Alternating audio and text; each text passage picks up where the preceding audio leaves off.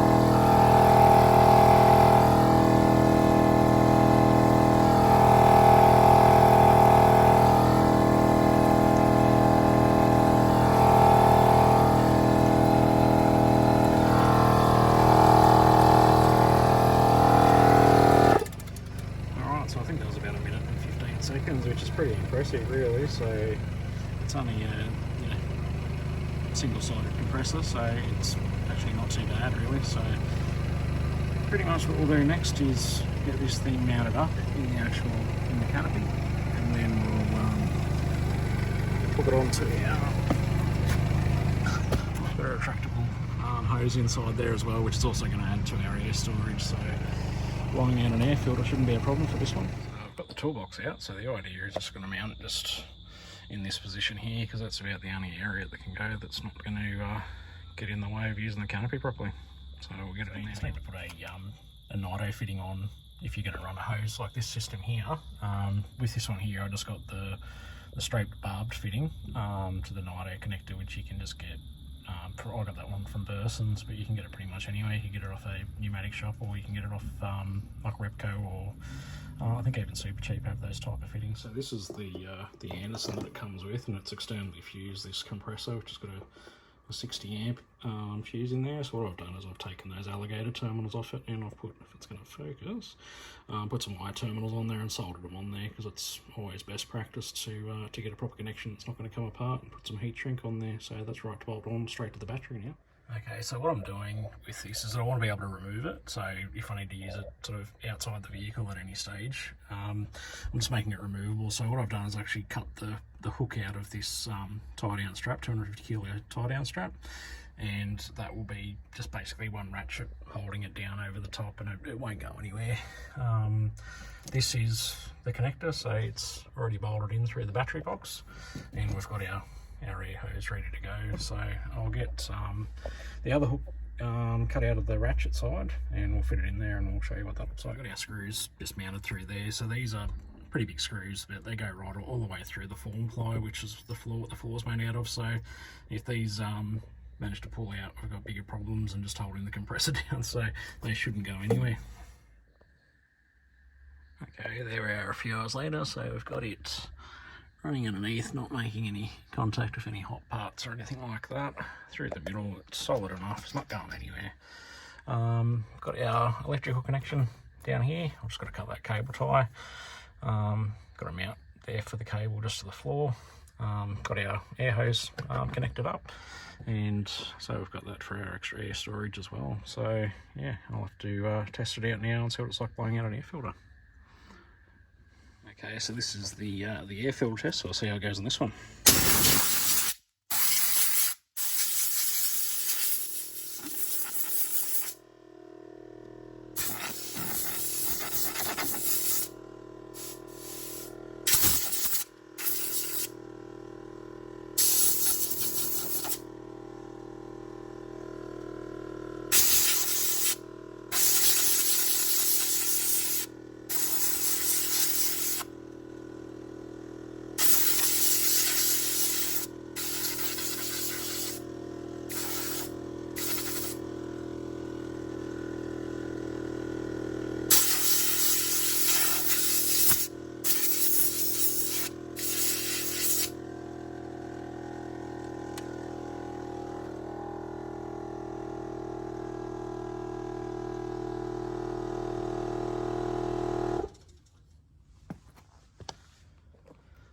Okay, so that's more than adequate. So if you like this review, look, I'd hate to do the typical thing, like and subscribe, but if you want to see more videos like this one, obviously, yeah, if you can subscribe and like it, and look, I'll have plenty of other things I can do. I've got the Evo in the shed there. I've got plenty of work coming up on that one, and obviously just general mechanical diagnostics, repairs, tips, all that sort of stuff, and or any suggestions, just write them in the comments.